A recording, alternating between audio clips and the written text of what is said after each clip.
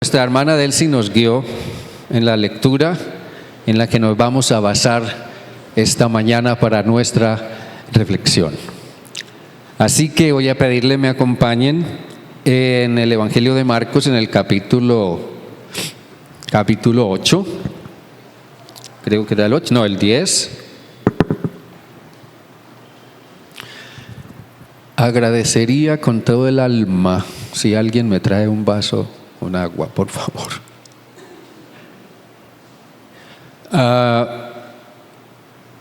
Capítulo 10 de Marcos. Quiero que nos metamos en esta reflexión esta mañana. Hoy estamos haciendo un énfasis en misiones. Otra vez Dios nos llama a pensar, a reflexionar en la misión, en las misiones. Hace rato que Dios viene hablándonos de misiones. Hay entre ustedes en la iglesia, mis hermanos, quienes han venido respondiendo a esto. Hay quienes se han venido comprometiendo con el proyecto Grupos Pequeños, que sigue ahí marchando y sigue adelante fortaleciéndose, y yo sé que va a llegar el momento en que este proyecto va a comenzar a manifestar sus resultados. Ahí seguimos. Pero hoy, en este tiempo de énfasis especial en misiones, muchas iglesias bautistas en nuestro país están haciendo lo mismo que estamos haciendo nosotros. Y debemos ser agradecidos con el Señor porque hoy figuramos dentro de todas las iglesias bautistas pertenecientes a nuestra denominación. Nosotros estamos entre las primeras, imagínense, entre las primeras iglesias que figuramos como quienes han mostrado más interés por las misiones. Y damos gracias al Señor por eso. Pero hemos leído allí en Marcos capítulo 10 lo que podemos llamar una historia de misión. Una historia de misión, y en la que está involucrado un ciego. Pero resulta que ese ciego no es el único ciego. Es una historia de misión y vamos a ver por qué. Pero vamos a partir de una pregunta a la luz de este pasaje. En Marcos 10, los versículos 46 al 52. Vamos a partir de una pregunta, iglesia. ¿Quién ve realmente? ¿Quién ve realmente? En el versículo 49 dice: entonces Jesús, deteniéndose, mandó llamarlo, y llamaron al ciego. Entonces Jesús, deteniéndose, mandó llamarlo, y llamaron al ciego. Aquí en esta historia nosotros encontramos algo muy interesante. Cuando nosotros vemos las condiciones que sigue mostrando el mundo hoy, cuando vemos las condiciones que siguen mostrando el mundo hoy, gracias mi amor, muy amable. Cuando vemos las condiciones que sigue mostrando el mundo hoy, si lo miramos desde la perspectiva de iglesia, porque la iglesia es una institución completamente diferente a cualquier otro organismo humano.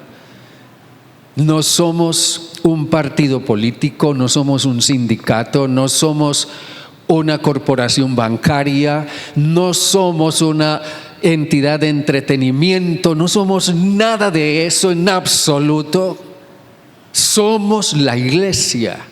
Y cuando la situación del mundo la vemos desde la perspectiva de la iglesia y con ojos de iglesia, no podemos menos que tener la visión de Jesús, que es el Señor de la iglesia.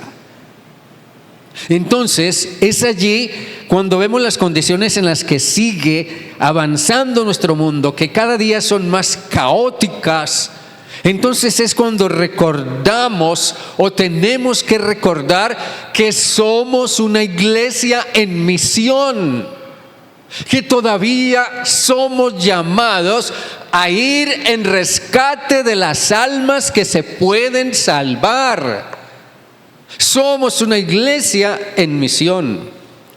Nos damos cuenta que la situación misma en que se encuentra el mundo, del cual nosotros de una forma u otra somos parte, esa situación es la que define, no solamente define, sino que también exige la misión de la iglesia. Entonces eso me hace preguntar, ¿cuál es realmente el alcance aún de nuestra misión?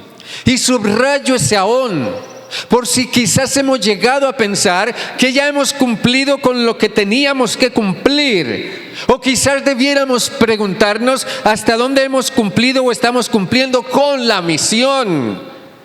¿Cuál es el alcance aún de nuestra misión? ¿Cuál es el alcance aún de tu misión como seguidor de Jesús? Y quizás debíamos preguntarnos también, ¿percibimos nosotros esa misión? ¿Están nuestros ojos abiertos a esa misión al punto de que nos demos cuenta, la misión es esta? Por eso este pasaje de la narración de la curación de un ciego nos lleva al país de los ciegos. Ante todo nos lleva al país de los ciegos. Miren esto, en los tiempos de Jesús había muchos ciegos. Obviamente, y nosotros lo sabemos cuando leemos las narrativas de los evangelistas. Había muchos ciegos. ¿Ven ustedes? La ceguera era tristemente muy común en los tiempos de Jesús. Los ciegos deambulaban por ahí, por todos lados, y lamentablemente solían sentarse a las orillas de los caminos o de las calles, esperando vivir de la caridad pública. Pero lamentablemente también eran ignorados, pero terriblemente ignorados.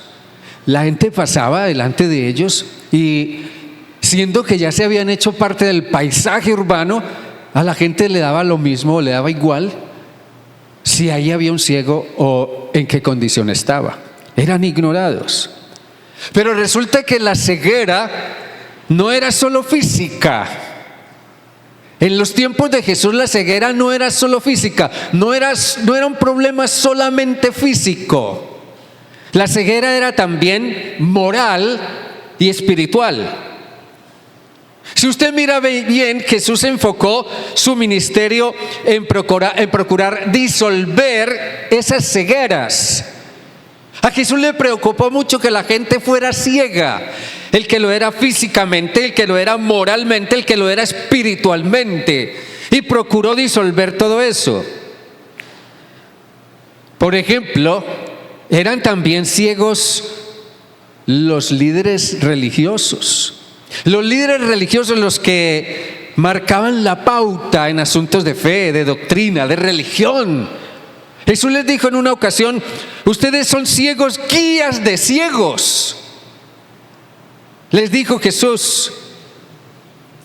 Y cuando Jesús sanó a un ciego, en la narrativa de Juan, en el capítulo 9, otro ciego, cuando Jesús sanó a ese ciego, esas autoridades religiosas lo llamaron a que les rindiera cuentas. ¿Quién te sanó? ¿Y por qué te sanó? Y no te das cuenta que te sanó en día sábado. Los sábados no se puede sanar. Y ellos no pudieron ver en lo que había sucedido con ese ciego, que había sido ciego desde su nacimiento. No pudieron ver el milagro. A ellos les interesaba más su institución religiosa, sus doctrinas, sus tradiciones, pero no pudieron ver el milagro de cómo Jesús sanó a ese ciego y cómo le dio ojos nuevos. No, ellos no lo pudieron ver. Pero ahora, en este caso de la narrativa de Marcos, hay un elemento distintivo, y es la descripción que Marcos hace de los discípulos de Jesús. Uno pensaría que los líderes religiosos sean ciegos, bueno, eso se entiende. Pero los discípulos de Jesús son ciegos también, los discípulos de Jesús. ¿Cómo puede ser eso? Uno no esperaría eso. Y una y otra vez Marcos afirma que los discípulos no entendían el mensaje, no entendían la misión de Jesús, tampoco comprendían bien quién era Jesús mismo. No entendían bien quién era Jesús mismo, ni comprendían todo el alcance del ministerio de Jesús. Marcos los describe como si estuvieran ciegos. Sí, lo seguían. Ellos seguían a Jesús. Lo seguían. Ellos estaban donde estaba Jesús. Ellos escuchaban las enseñanzas de Jesús. Sí, lo seguían. Pero algo les hacía falta comprender, captar. Marcos nos muestra a través de una serie de historias que solamente quiero enumerar, una serie de historias sobre la falta de visión clara y la incredulidad de los discípulos mismos de Jesús. Marcos nos habla de cómo los discípulos no aceptaban el anuncio de muerte de Jesús. No queremos un Mesías que tenga que morir. Marcos nos habla de cómo Pedro reprendió a Jesús, afirmando que estaba dejándose usar por Satanás. Le dice Jesús a Pedro: estás dejándote usar por Satanás. También los discípulos mismos no comprenden el milagro de la transfiguración, cuando Jesús se mostró a ellos como Dios. Pero ellos pensaron que ese momento de transfiguración ya era estar en el cielo y estar seguros en el cielo. El resto del mundo allá abajo, que se vaya al infierno.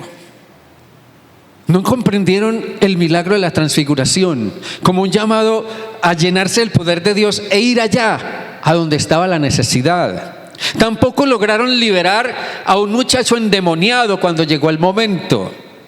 Ellos peleaban entre ellos por determinar quién sería el más importante en el reino de Dios. Reprenden también a un hombre que estaba expulsando demonios en el nombre de Jesús. Señor, este está echando demonios en tu nombre y nosotros se lo impedimos. Y Jesús le dijo: no hagan eso, porque si lo está haciendo, está de parte nuestra.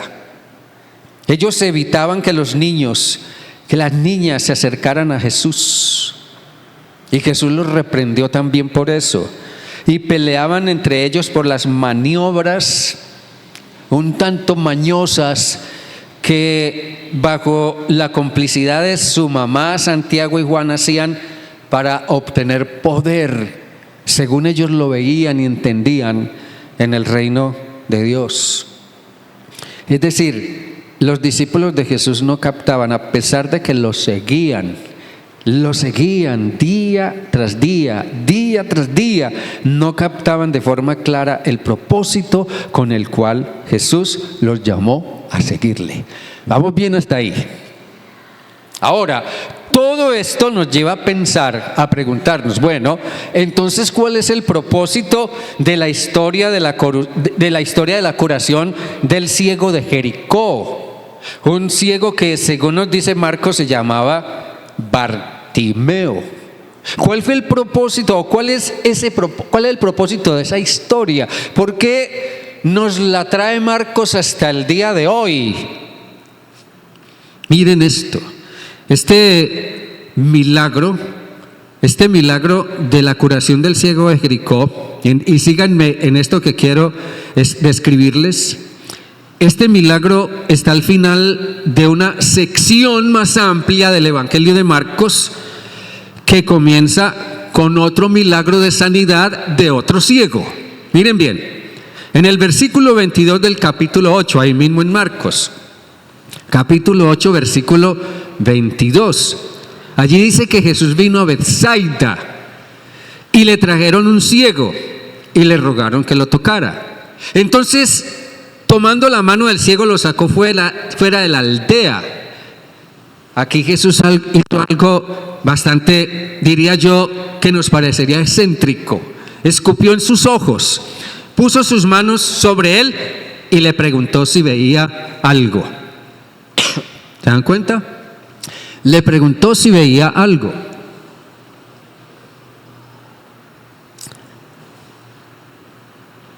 Y el ciego dice que mirando, dijo: veo los hombres. Sí, veo los hombres por ahí, pero los veo como árboles. Y los veo que andan. Entonces Jesús dijo: no, aquí algo faltó, algo no anda bien. Entonces luego le puso otra vez las manos sobre los ojos y le hizo que mirara. Y fue restablecido y vio de lejos y claramente a todos. Y Jesús lo envió en misión y le dijo: vete a tu casa, no entres en la aldea, ni le digas a nadie nada en la aldea, pero vete a tu casa. ¿Saben cuál es el punto aquí? El punto es que ahora Bartimeo, o a través de Bartimeo, Jesús nos da una enseñanza relacionada con la misión de la iglesia. Jesús procuraba que sus discípulos abrieran sus ojos a la misión de la iglesia. Miren esto. Antes de la narración de la sanidad del ciego de Betsaida, hay un pasaje donde Jesús les habla a sus discípulos de la levadura de Herodes. Jesús acaba de tener una confrontación con los fariseos. Los fariseos tenían una doctrina sumamente influyente y pegajosa. Y a Jesús le preocupaba que sus discípulos fueran a verse afectados por la doctrina de los fariseos y de otros grupos religiosos. Entonces Jesús les dijo: cuídense de la levadura de Herodes. Cuídense de la levadura de Herodes. Pero los discípulos pensaron: ay, es que no trajimos pan. Claro, se nos olvidó el pan. Jesús está hablándonos del pan y se nos quedó. Pero Jesús les dijo: ¿y ustedes por qué se ponen a pensar en pan? ¿En cuál pan? ¿Acaso nos va a hacer falta el pan? ¿Se les olvidó ya que hace poco alimenté una multitud de 5,000 personas o más con 5 panes y 2 peces? ¿Por qué vienen a pensar ahora en el pan? ¿Cómo es que no entienden lo que estoy tratando de decirles? Los discípulos seguían ciegos. Luego de la narración del ciego de Betsaida, entonces está el momento cuando Pedro confiesa que Jesús es el Hijo de Dios, que Jesús es el Cristo, y Jesús lo felicita. Y uno diría: caramba, Pedro ha abierto los ojos. Y de verdad, Pedro vio por la fe algo que otros no veían. Pedro vio. Pero luego, cuando Jesús dice: ay, me van a crucificar y me van a matar, pero voy a resucitar después. Entonces Pedro viene y le dice: pero Señor, no permitas que te pase eso. No, eso no es para ti. Y es cuando Jesús le dice: apártate de mí, Satanás, porque me eres estorbo. Y uno pensaría: carambas, ¿cómo es que primero Pedro abre los ojos y ve y confiesa a Jesús como el Hijo de Dios, como el Cristo, pero al momento está otra vez ciego? Hay cosas que no entiende, que no comprende, porque no puede aceptar que ese Cristo que acaba de confesar tiene que morir en la cruz para salvar al mundo. Porque parece que en ciertas cosas vemos, pero en otras cosas parece que no vemos.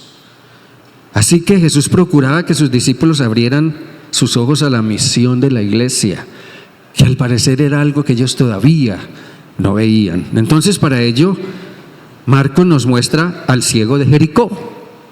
Nos trae como referencia al ciego de Jericó. Jericó en el tiempo de Jesús era un emplazamiento urbano bastante grande para su tiempo, era una ciudad sumamente grande. Quizás después de Jerusalén, que era la capital de Judea, Jericó era una de las ciudades más grandes. Aparte de eso, Jericó era una especie de centro turístico. La gente iba allá a pasear y a pasar vacaciones. Y también era un emporio comercial sumamente activo y productivo. Pero, como suele suceder, detrás de toda esa fachada de emplazamiento urbano, de centro turístico, de comercio vibrante, detrás de todo eso había profundas necesidades humanas que alguien tenía que saber ver. Marcos dice que Jesús atraviesa la ciudad y va seguido por una procesión. ¿Han visto ustedes cómo hay procesiones que siguen o dicen seguir a Jesús? Bueno, Jesús iba seguido por una procesión. Adelante iban sus discípulos. Esos discípulos ya tienen cierto vínculo con Jesús, pero luego iba toda una multitud atraída por Jesús, por los milagros de Jesús, o quizás por la hermosa palabra de Jesús, los atraía, una multitud atraída por Jesús. Pero lo que Marcos nos da a entender es que las multitudes no saben por qué están ahí, simplemente van, pero no saben por qué están ahí.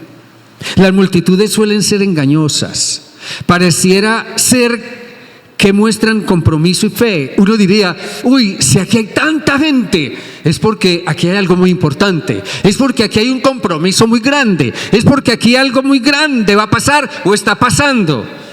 Pero mentira, no siempre es así.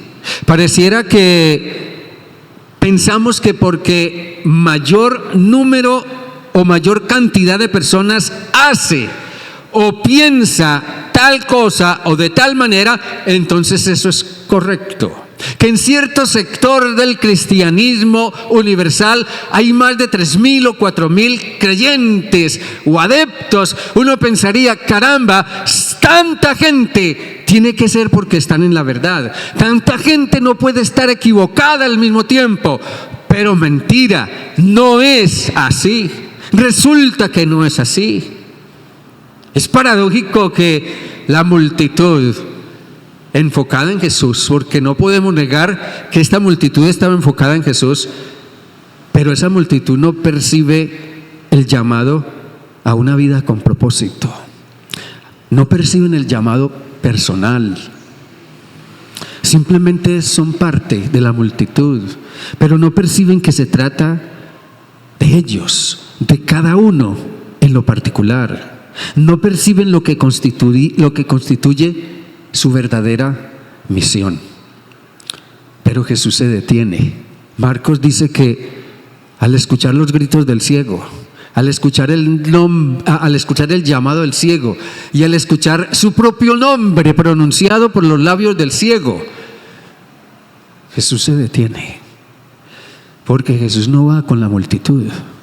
La multitud parece ir con él, pero Jesús no va con la multitud. Jesús no es de los que para donde va la gente, para allá va Vicente.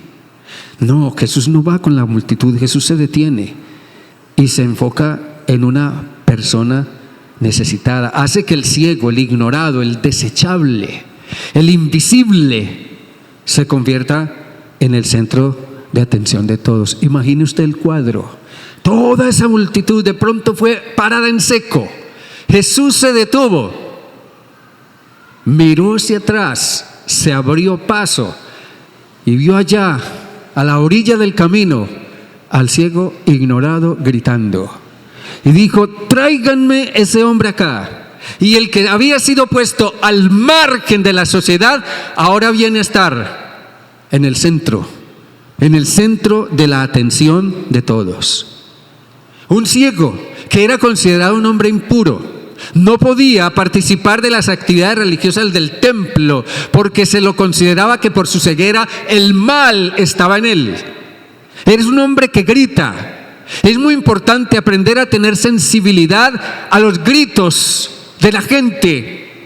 La gente grita cuando tiene necesidad, cuando tiene sed, cuando tiene hambre, cuando está perdida, cuando tiene miedo, cuando tiene pánico.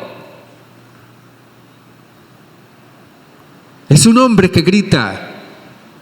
A veces a nosotros nos pasan por alto los gritos, a veces no verbales, no audibles de la gente.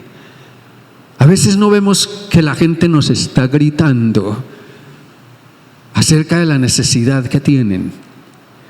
Es un hombre que decide jugársela toda. Aquí todo el mundo me desprecia, aquí todos me quieren callar, aquí todos me ignoran, pero yo voy a gritar, yo voy a llamar, yo voy a invocar el nombre de Jesús Nazareno, de Jesús el Hijo de Dios, a ver qué pasa. Algo tendrá que pasar. Se la jugó toda, pero también es un hombre que al final de cuentas, sin tener nada, resultó recibiéndolo todo. Pero aquí las cosas tienen que ver con visión y misión. Miren bien, la historia de la curación de Bartimeo, hermanos, es mucho más que una historia de milagro. A la gente o a nosotros nos encantan esas historias porque encierran un milagro. Y nosotros quisiéramos, ay Dios, que también en mi vida haya un milagro. Pero esto es una historia que va mucho más allá del milagro. En muchos sentidos es una historia sobre el discipulado, sobre la formación de la gente, para que aprendan a abrir sus ojos y ver las verdaderas necesidades en su entorno, para que aprendan a ver que ninguno de nosotros somos el centro del universo y que tampoco hemos llegado ya al final del camino. Es una historia de discipulado. Ya llevamos varios talleres con un grupo de hermanos que espero que sigan persistiendo y no se les apague ese fuego que se ha encendido en ellos para participar del proyecto Grupos Pequeños. Eso le decía yo a mi hermano Gustavo esta mañana. Sígame trabajando esa gente, que no se les apague el fuego hasta el momento cuando le demos inicio al proyecto de Grupos Pequeños. Sí, yo digo que eso es discipulado, formar a la gente para que vea las necesidades. Aún quizás todavía falta. Pero también esta historia es una historia sobre la visión del futuro y sobre la misión de Dios.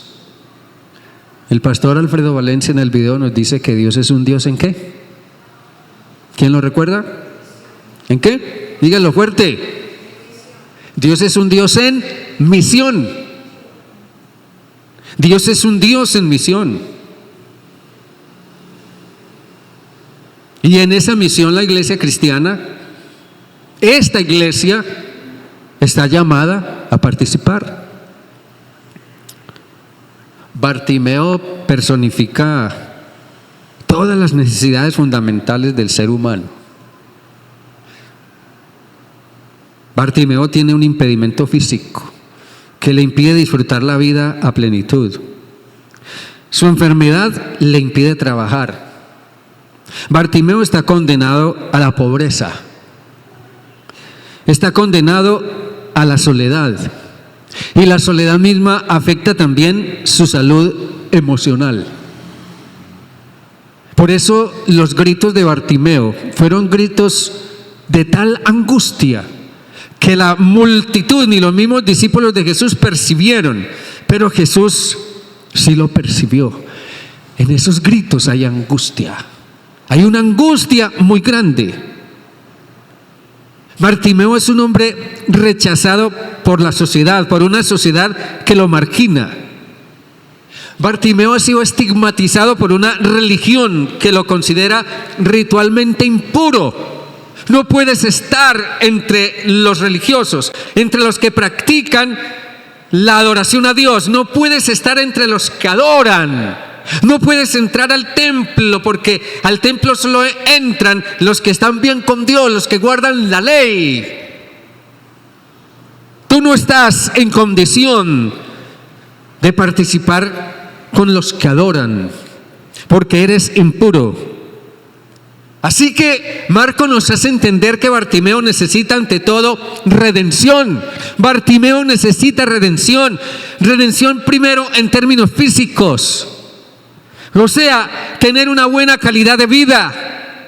Bartimeo necesita redención en términos económicos, poder tener la forma de ganarse la vida dignamente. Bartimeo necesita redención en términos psicológicos. Él necesita recuperar su autoestima, su valía personal, necesita ser alguien. Bartimeo necesita redención en términos sociales y espirituales. Ser reconciliado con Dios, salvar su alma y poder formar parte de una comunidad que lo encamine en la fe. En otras palabras, Bartimeo necesita a Jesús. Bartimeo necesita a Jesús y lo necesita desesperadamente. Sin embargo, los religiosos le impiden el acceso a Jesús. Yo recordaba en estos días una historia que conocí perfectamente, de un hombre llamado Guillermo. Guillermo era un hombre alcohólico, desesperadamente alcohólico. Tenía muy mal carácter, trataba mal a su familia. Pero un día alguien lo invitó a una campaña evangelística en la ciudad donde vivía, en una iglesia bautista, y él fue allá durante las noches en que un predicador presentaba el evangelio. Pero un día él fue con la mamá.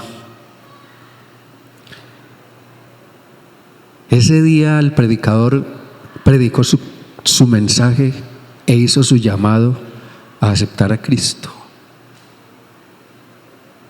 Y Guillermo comenzó a levantar la mano. El predicador dijo: los que quieren aceptar a Cristo, levanten su mano. Y Guillermo comenzó a levantar su mano. De pronto sintió en sus costillas un codazo fuerte. Y él miró y era su mamá.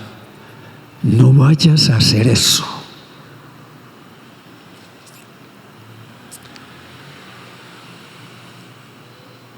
Guillermo bajó su mano otra vez y nunca volvió a la iglesia. Y al final murió como consecuencia de su alcoholismo, sin conocer a Jesús. Piense en Bartimeo. ¿Cuántos Bartimeos usted conoce? ¿Para cuántos Bartimeos usted pudiera ser de bendición y ayudarles a acceder a la presencia de Jesús?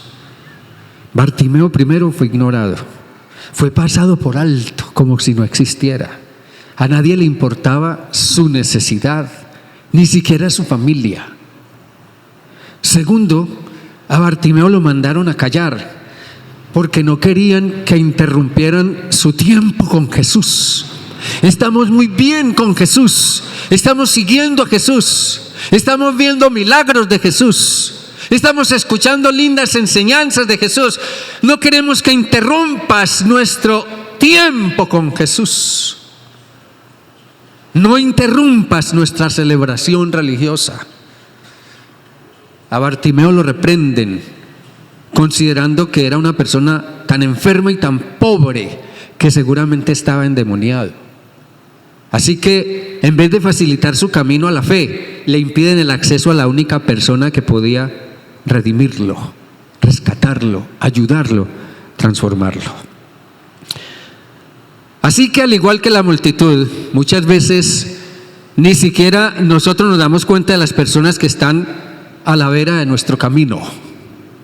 Ni siquiera nos damos cuenta lo desesperadamente perdidos que están esas personas, o qué tan perdida está una determinada persona, o pensamos que de alguna manera se las podrá arreglar con su religión para salvarse de alguna forma. Personas absorbidas en sus realidades, en su dolor, en sus labores de trabajo, en sus luchas, y saben, todo mientras nosotros adoramos aquí, todo mientras nosotros cantamos aquí, todo mientras nosotros escuchamos aquí predicaciones y demás. Entonces esto nos lleva a preguntar, ¿hasta dónde yo soy parte de la misión de Dios? Si Dios es un Dios en misión, si yo estoy siguiendo a Jesús y Jesús va en misión, Jesús no va con la multitud, ¿hasta dónde yo estoy siguiendo a Jesús en misión? ¿O simplemente soy parte de la multitud? Esto me lleva a preguntarnos también, ¿tengo algún plan, por lo pronto personal, para alcanzar a alguien para Cristo? ¿Alguien a quien yo pueda llevar a Jesús? ¿O quisiera aún formar parte del proyecto Grupos Pequeños, donde yo pueda tener oportunidad de llevar el mensaje fuera de este lugar, allá en el entorno donde vivo, para que personas vengan a Jesús? ¿Cómo vamos a darles acceso a muchas personas, así como a Bartimeo, para que escuchen el mensaje del Evangelio? ¿Qué oportunidades de adoración pudiéramos proveer para ellos?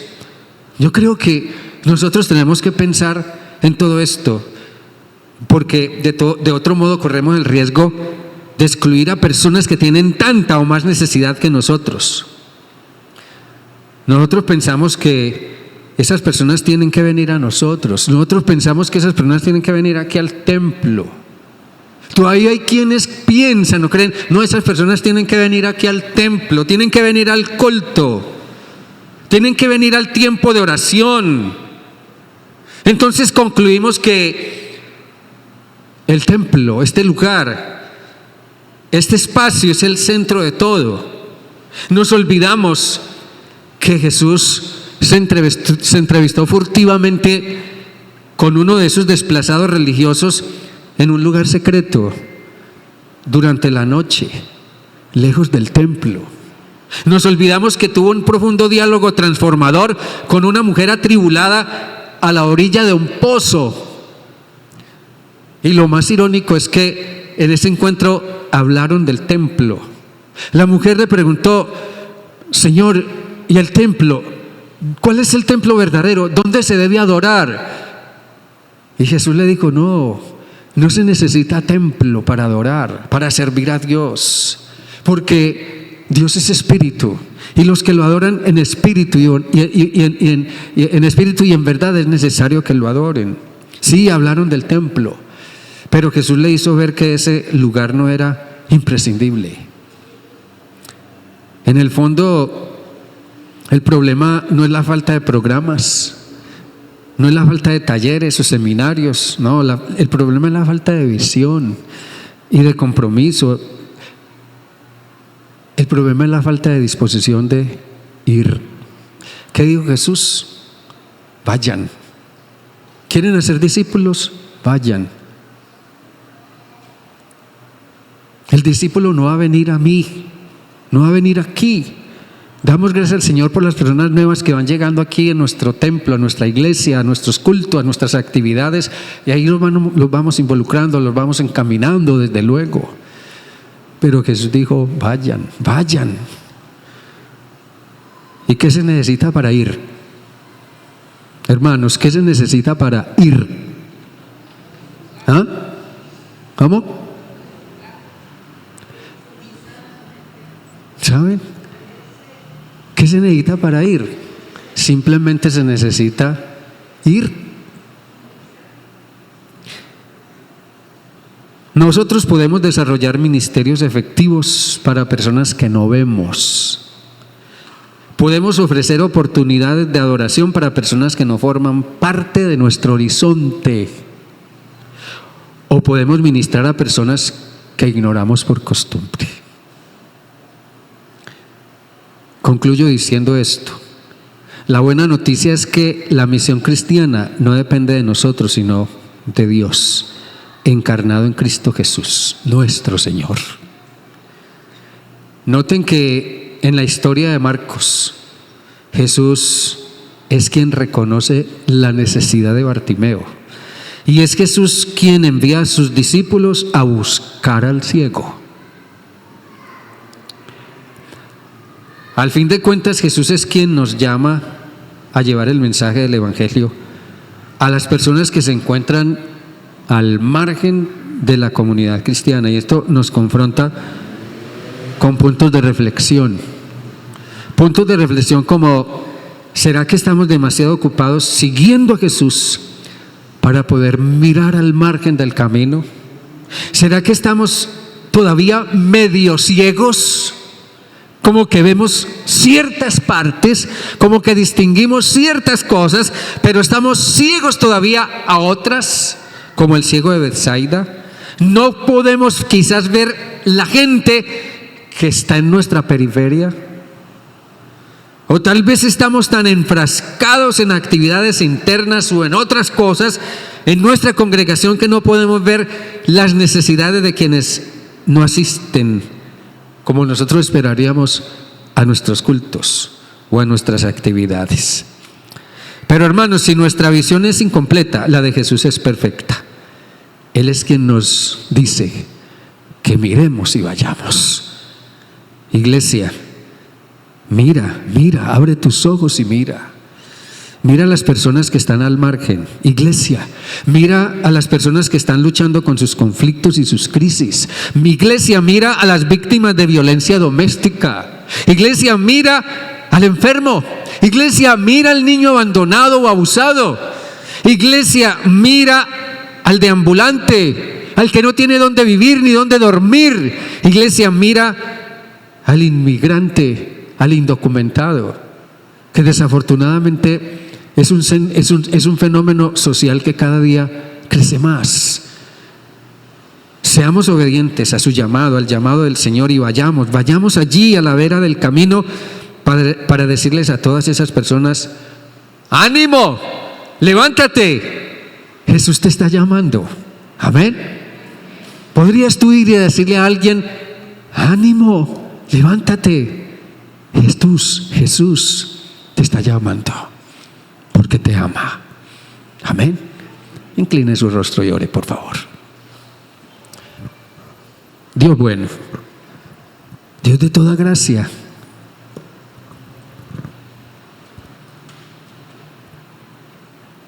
esta es una reflexión que nos toca a todos, nos exhorta a todos, nos hace preguntarnos si estamos siguiéndote, Señor Jesús. Entonces, ¿hasta dónde captamos tu misión? ¿O hasta dónde estamos siguiéndote en función de tu misión? Pero esto es algo que nosotros tenemos que resolver. Yo tengo que resolverlo con mi conciencia. Tengo que resolverlo con mi propio compromiso. Tengo que resolverlo con mi propia fe. Y tengo que resolverlo contigo. Porque el que me llamas Señor Jesús eres tú. El que me dices vayan eres tú. El que dice vayan y hagan discípulos eres tú. Yo tengo que resolver eso conmigo mismo y darme por enterado de que eso es algo personal también para mí que yo debo considerar. Señor Dios, todos nosotros vivimos en un entorno urbano, vivimos en un entorno social, vivimos en un entorno residencial. Todos nosotros vivimos rodeados de gente. Señor, ayúdanos a ser sensibles a cuánta de esa gente nosotros pudiéramos ser encaminados para ir y decirle: ánimo, levántate, Jesús te llama. Tal vez no todo el mundo nos va a escuchar, no nos va a querer oír, tal vez no todo el mundo nos va a querer recibir para hablarles de ti, pero Señor Dios, mientras Jesús vaya por el camino y nosotros vayamos con Él, ayúdanos a ver las personas que hay en la periferia que están también llamando, gritando, pidiendo ayuda espiritual o moral, pidiendo que se les encamine, que se les hable, que se les comparta, para que nosotros vayamos a esas personas. Muéstranos esas personas, Dios, ¿dónde están? Esas personas en las que ya tú estés obrando. Señor Dios, simplemente te ruego, toma nuestras vidas, santifícalas y úsalas. Señor, llévanos en misión. Yo creo que todos aún necesitamos comprender que no, todavía no lo hemos hecho todo. Todavía nos falta aún, Señor, por cumplir la misión, mucho de la misión. Muéstranos cuál sería la mejor forma, cómo nosotros pudiéramos hacer esa misión. Muéstranos cuál pudiera ser la mejor forma, cómo nosotros pudiéramos llevar a otros a Cristo, cómo pudiéramos ganar a otros para Cristo. ¿Cuál es la mejor forma en la que cada uno personalmente pudiéramos hacerlo?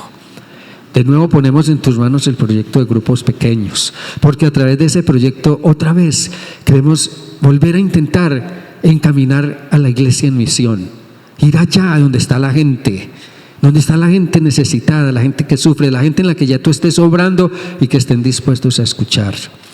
Por eso necesitamos que seas tú, Señor, el que nos abra las puertas.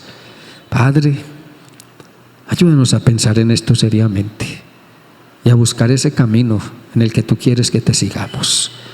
Perdona nuestros pecados y gracias por salvarnos, y úsanos como canales de tu amor en la vida de otros. En el nombre de Jesús.